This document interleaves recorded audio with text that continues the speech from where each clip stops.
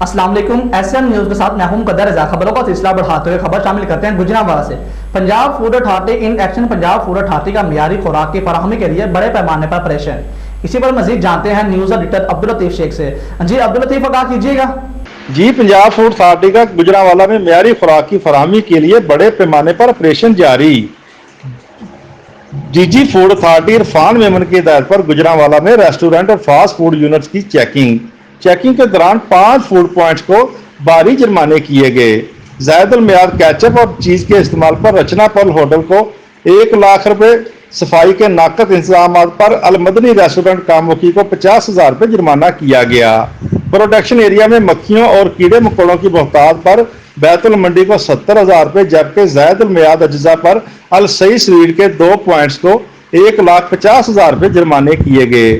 Checking کے دوران food worker کو کورونا سے بچاؤ کی احتیاطی تدابیر بھی سکھائی گئی۔